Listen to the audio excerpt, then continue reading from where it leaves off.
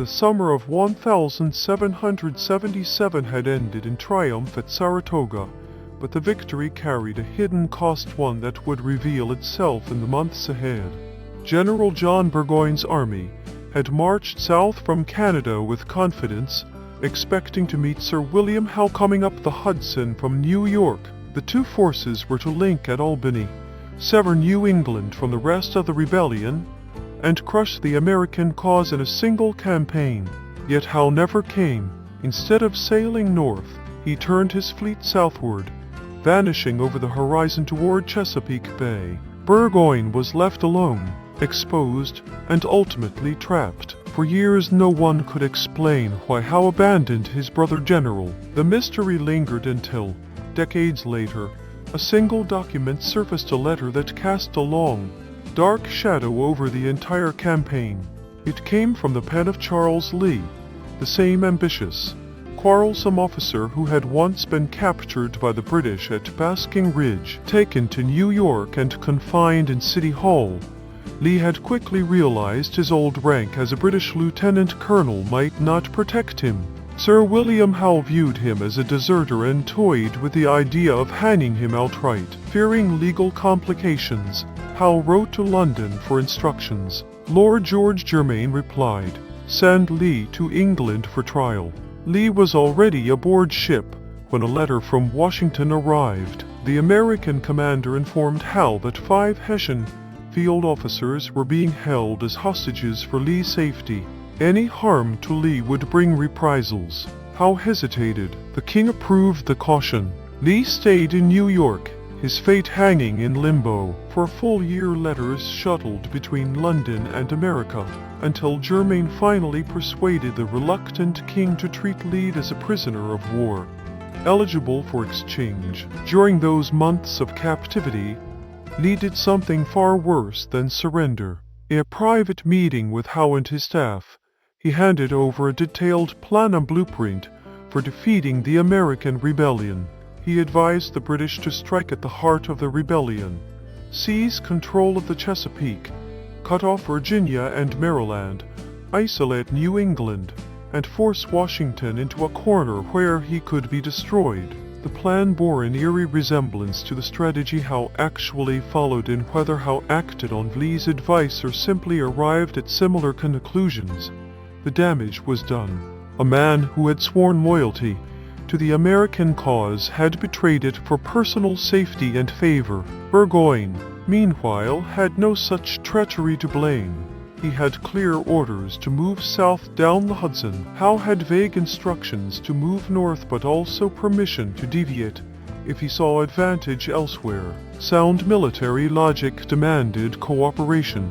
Everyone expected Howe to sail up the Hudson. Instead, he sailed away, leaving Burgoyne to face the gathering American storm alone. The consequences unfolded with cruel precision. Burgoyne's army, already weakened by the long march, the loss at Bennington, and the failed siege of Fort Stanwix, reached the Hudson above Saratoga in September.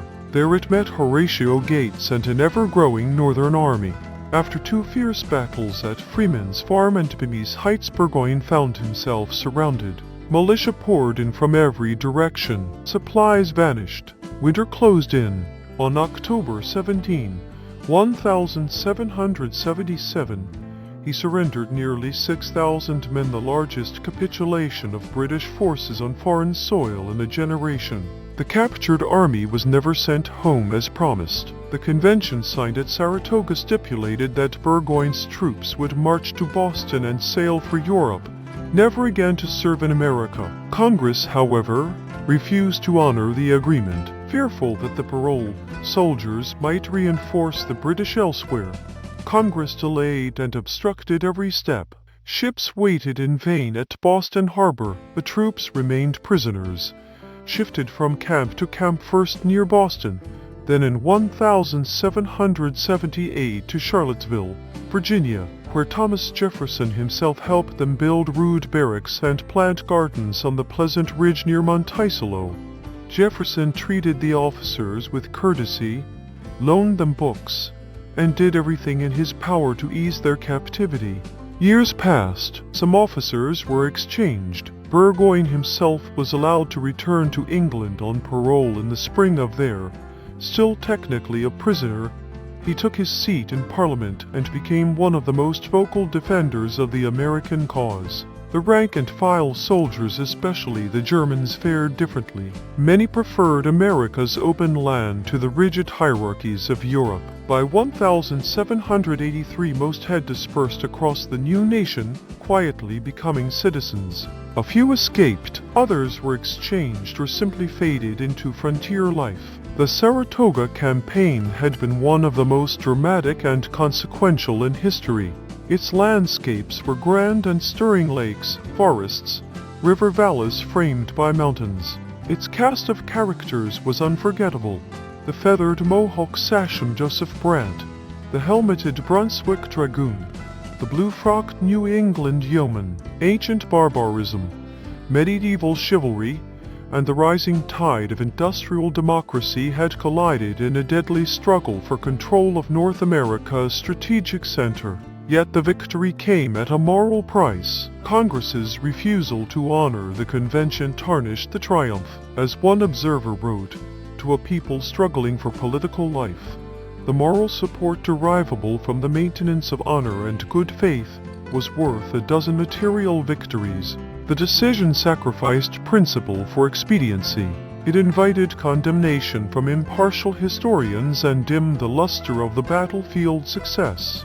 It stood as one more reminder that even revolutionary governments, under pressure, could fall short of their own ideals. 4 more years of war lay ahead, years of Valley Forge, Southern disasters, Benedict Arnold's treason, mutinies, and desperate hope. Independence had not yet been won, but Saratoga set events in motion that made it inevitable. France entered the war openly. Spain and Holland followed.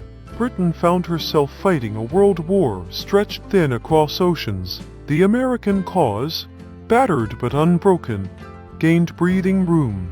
In the end, the campaign's strange sequel, prisoners who became citizens, a traitor's plan that may have shaped strategy, a moral stain on a glorious victory, reflected the revolution itself. Messy, imperfect, human, yet carrying within it the seeds of something new. A new nation had not only survived its greatest test, it had begun to reshape the world's understanding of liberty, honor, and the right of peoples to govern themselves.